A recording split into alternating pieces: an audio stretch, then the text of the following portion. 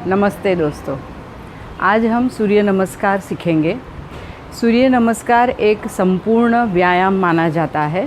इससे हमारे शरीर के हर एक अंग और प्रत्यंग को पूरा व्यायाम मिलता है और इससे हमारा जो शरीर है वो बलवान बनता है, स्फूर्तिला बनता है और हमारे शरीर की, हमारे चेहरे की तेजस्विता और ओजस्विता भी बढ़ती है। सूर्य नमस्कार न केवल हमारे बाह्य शरीर को व्यायाम देता है बट हमारे अंदर के शरीर को भी उससे बहुत ही अच्छा व्यायाम मिलता है। जैसे सूर्य नमस्कार से हमारे शरीर के अंदर के अवयव जैसे हमारा पेट, हमारा हृदय, हमारे फेफड़े, इन सबको बहुत ही अच्छी तरह से व्यायाम मिलता है।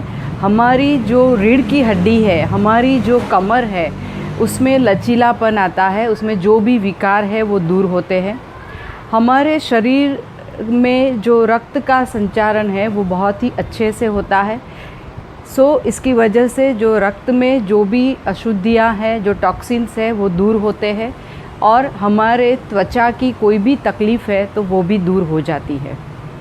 सूर्य नमस्कार हमको जनरली जो सूर्योदय का समय होता है, मतलब सुबह में करना चाहिए और अगर आप नहीं कर पाते हो तो सूर्यास्त के समय पे भी, मतलब शाम के समय पे भी सूर्य नमस्कार कर सकते हो। सूर्य नमस्कार जो है वो आप 11 से लेके 21 तक अपनी क्षमता के अनुसार कर सकते हो। जो साधक उसका बहुत ही ज़्यादा अभ्यास करते हैं, जिनको योगाभ्यास का बहुत ही ज़्यादा अनुभव है, वो लोग तो 50 या 100 भी सूर्य नमस्कार कर सकते हैं। लेकिन हमेशा जब आप योग की शुरुआत करते हो तो एकदम से आपको 11 या 21 सूर्य नमस्कार नहीं करना है। आप 3-5 से शुरू करो। जैसे जैसे आपकी क्षमता बढ़ती है वैसे वैसे आप उसका काउंटिंग भी बढ़ाते जाओ। सूर्य नमस्कार में कुल 12 स्टेप्स होते हैं और इसमें कुल 7 अलग अलग टाइप के आसन होते हैं। तो जब हम सूर्य नमस्कार करते हैं तो हमारा शरीर जो है वो 7 अलग अलग प्रकार के आसन की स्थिति में जाता है। तो इसमें हम कुछ स्टेप्स में हमको खड़े भी रहना है, कुछ स्टेप्स में हमको उल्टा भी सो जाना है। तो इसलिए हमेशा सूर्य नमस्कार करते वक्त हमको ध्यान ये रखना है कि आसन के अग्रभाग में ही हमको खड़े रहना है, ताकि जब हम पूरा सूर्य नमस्कार करें तो हमारे पैर आसन से बाहर जा सकते हैं, लेकिन हमारा जो सिर है वो आसन के ऊपर रहना चाहिए। दूसरी एक बात जो इसमें ध्यान रखने वाली है वो कि जब आप सूर्य नमस्कार में जब कोई भी स्टेप में जब आपको हाथ को नीचे टिकाना होता है तो वो हाथ की स्थिति भी पूरे ही सूर्य नमस्कार के दौरान वो बदलनी नहीं चाहिए, मतलब हाथ उसकी जगह पर ही रहने चाहिए। आज मैं आपको जो सूर्य नमस्कार बताने जा रही हूँ उसमें मैं शुरू में सिर्फ 1 से 12 का काउंटिंग करके आपको हर एक स्टेप बताऊँगी। इसके बाद हर एक आसन, जैसे मैंने बताया कि सूर्य नमस्कार के जो 12 स्टेप्स है उसमें कुल 7 अलग अलग प्रकार के आसन हैं। तो ये सारे आसन के नाम भी मैं आपको बताऊंगी। और सूर्य नमस्कार जब आप करते हो तब आपकी जो सांस की गति है, आपकी जो सांस की सजगता है वो बहुत ही महत्वपूर्ण है। अगर आप सांस रोक के ही करते रहते हो तो आप बहुत ही जल्दी थक जाओगे और अगर आपका मुंह खुला रहता है सूर्य नमस्कार के दौरान तो भी आप बहुत ही जल्द थक जाओगे। इसलिए सूर्य नमस्कार में हर एक स्टेप में श्वास और प्रश्वास का उसकी जो सजगता है उसके ऊपर हमारा ध्यान होना बहुत ही ज़रूरी होता है। हमारी आंखें भी हमको बंद रखनी होती है। इसलिए जब हम पूरा सूर्य नमस्कार करते हैं तो हर एक आसन की स्थिति को हम हमारे आंतरिक मन से उसका अनुभव कर सकते हैं और जहाँ कहीं पर भी उसमें सुधार लाना हो तो वो हम ला सकते हैं। तो सूर्य नमस्कार की शुरुआत जब करते हैं तो आसन के अग्रभाग से करेंगे। उसका जो पहला स्टेप है वो नमस्कार मुद्रा है। तो इसमें हम अपनी छाती के आगे अपने दोनों हाथ की हथेलियों को नमस्कार मुद्रा में रखते हैं और गर्दन को झुकाते हैं। तो ये पहला स्टेप है। इसके बाद पूरे हाथ को खोल के पीछे की तरफ ले जाते हैं और शरीर को भी जितना हो सके उतना पीछे की तरफ हम झुकाते हैं। ये जो है वो हमारा स्टेप 2 हुआ। इसके बाद हम आगे की तरफ झुकते हैं और दोनों हाथ की हथेलियों को अपने पैर के पंजों के साथ लगा देते हैं इस तरह से। और ये जो है हमारा 3rd स्टेप है। इसमें हमारे पैर जो है वो घुटनों से ऐसे मुड़ने नहीं चाहिए, उनको ऐसे सीधा ही रखना है। तो ही तभी आप ये पूरे पैर में जो तनाव है उसका आप अनुभव कर सकते हो। और ये हाथ को आपको पैर के पंजों के बाजू में ही ऐसे रखना है। अगर आप नहीं रख पाते हो तो आप आगे इस तरह से रखोगे तो भी चलेगा। तो ये 3rd स्टेप है। उसके बाद जो 4था स्टेप है उसमें हम अपना जो बायां पैर है, जो अपना लेफ़्ट पैर है, उसको पीछे की तरफ ले जाते हैं इस तरह से स्थिति बनानी है। हाथ वहीं पर रहेंगे और सिर्फ एक पैर को हम पीछे ले जाते हैं और शरीर को कमर से पीछे की तरफ बेंड करना है, ऐसे खींचना है। ये हुआ हमारा 4था स्टेप। उसके बाद 5वें स्टेप में हम दूसरे पैर को भी पीछे ले जाते हैं और हमारे दोनों हाथ के पंजे और पैर के पंजे पूरे ज़मीन से लगे हुए रहने चाहिए। ठीक है, ये पैर को ऐसे उठा हुआ नहीं रखना है, उसको पैर के पंजों को भी ज़मीन से ऐसे टिका के ही रखना है, उसको टच करके रखना है। और सिर को अंदर की तरफ ले जाना है और अपनी नाभि को देखना है। ये हुआ हमारा 5वां स्टेप। इसके बाद 6ठे स्टेप में इस तरह से थोड़ा पीछे जाएंगे और फिर शरीर को आगे धक्का देंगे और जो अपनी दाढ़ी है उसको ज़मीन पे लगाएंगे। अपने दोनों हाथ के पंजे, छाती, दोनों घुटने और दोनों पैर के पंजे। हमारे शरीर के कुल 8 अंग को हम ज़मीन से स्पर्श कराते हैं। हमारा जो पेट है वो ज़मीन को ऐसे टच नहीं करेगा, उसको ऊपर ही रखना है। ठीक है, तो ये हुआ हमारा 6ठा स्टेप। 7वें स्टेप में हम दोनों पैरों को, जो पंजे हमारे इस तरह थे, उसको हम ऐसे ज़मीन से टच कर देते हैं और उसके बाद शरीर को कमर से उठाते हैं और आकाश की तरफ हमारी दृष्टि होती है। आंखें बंद लेकिन दृष्टि आकाश की तरफ। तो ये हुआ हमारा 7वां स्टेप। उसके बाद फिर से यहाँ से अभी सारे स्टेप रिपीट होंगे। फिर से हम इस स्थिति में आ जाते हैं, नाभि को देखना है। ये हुआ हमारा 8वां स्टेप। इसके बाद हम जैसे पहले अपने बाएं पैर को पीछे ले गए थे, उसी बाएं पैर को आगे लाना है इस तरह से। दोनों हाथ के पंजों के बीच पैर को ले आना है और फिर से ये स्थिति बनानी है।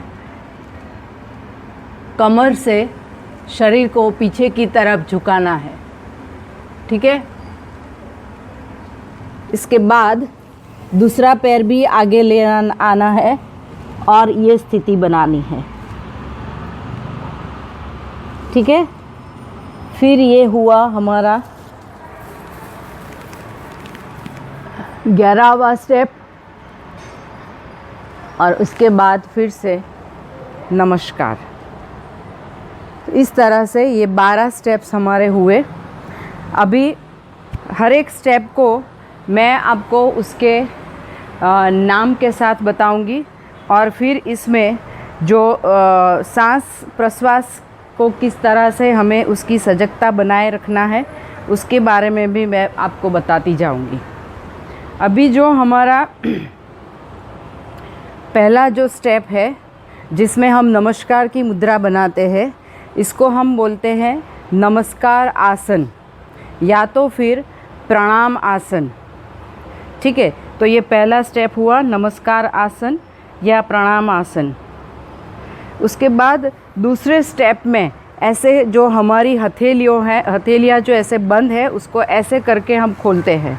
तो दूसरे स्टेप में इस तरह से जब हम पीछे की तरफ हाथ को ले जाते हैं, इसको बोलते हैं ऊर्ध्व हस्तासन। ऊर्ध्व हस्तासन, हाथों को हम ऊपर की तरफ ले गए और शरीर को जितना हो सके उतना पीछे झुकाना है।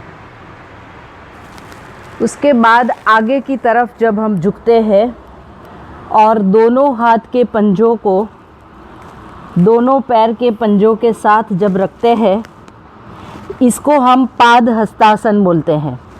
पाद हस्तासन में अगर हो सके तो अपने फोरहेड को, मतलब अपना जो सिर है उसको घुटनों से लगाने की कोशिश करनी है, इस तरह से।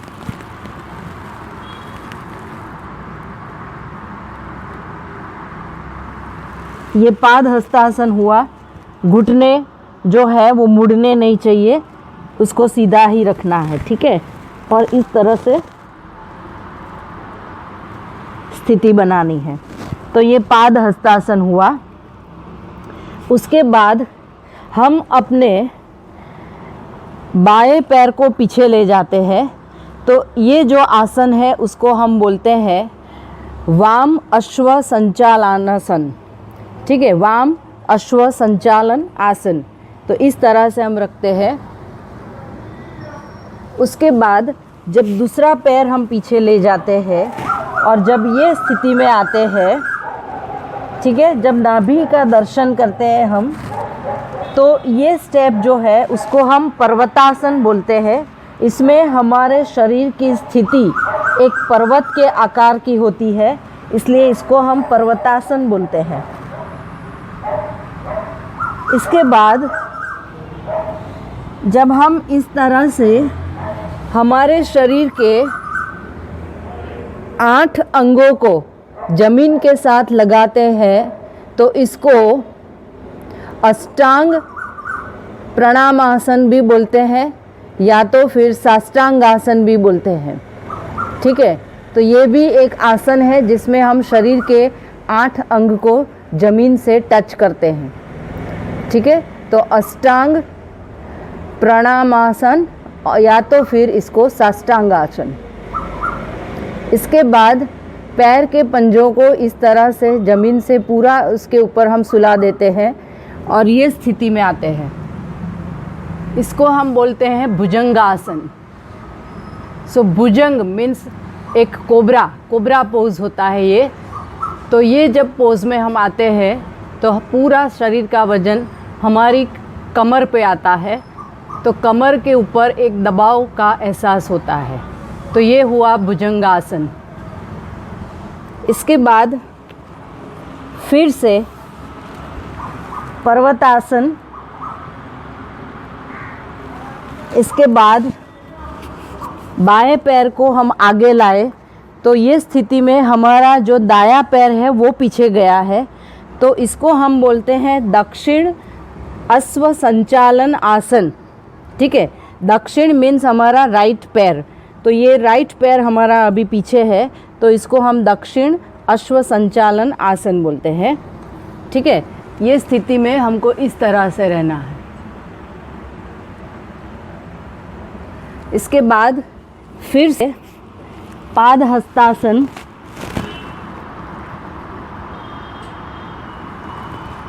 उसके बाद ऊर्ध्व हस्तासन और उसके बाद नमस्कार आसन या तो प्रणाम आसन। तो ये 12 स्टेप के जो नाम है वो हमने अभी किए। अभी सांस प्रश्वास की सजगता के साथ, ब्रीदिंग अवेयरनेस के साथ कैसे करना है जिसकी वजह से हमको थकान ना लगे, तो उसमें जब हम पहला स्टेप करते हैं नमस्कार आसन, तब सांस को बाहर छोड़ देना है, मतलब ब्रीथ आउट करना है, ठीक है। इसका मतलब कि हम रेचक करते हैं।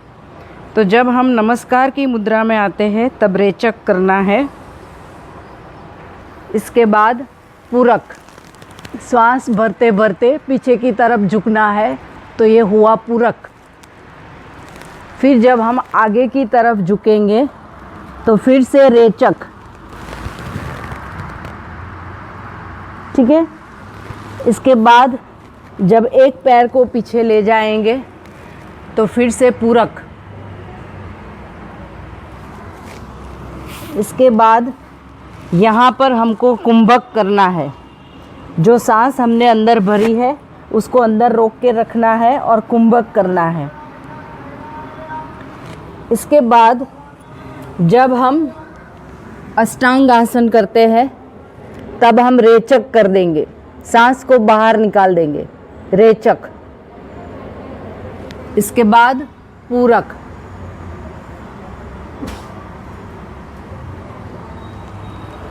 इसके बाद फिर से कुंभक।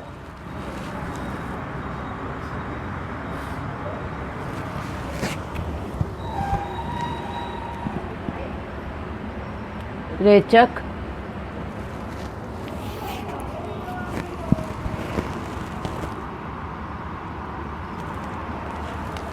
फिर से सांस भरते भरते ऊपर और सांस छोड़ते छोड़ते आगे। इसमें आपको ये याद रखना है कि पहला स्टेप और 12वां स्टेप ये दोनों सेम है। इसमें हम नमस्कार आसन करते हैं तो इसमें हमको रेचक करना है। दूसरा स्टेप और 11वां स्टेप ये ऊर्ध्व हस्तासन है, तो उसमें हम हाथ को पीछे ले जाते हैं, तब हमको पूरक करना है। तीसरा स्टेप और 10वां स्टेप इसमें हम आगे झुकते हैं, पाद हस्तासन करते हैं, तो इसमें हमको रेचक करना है। ठीक है।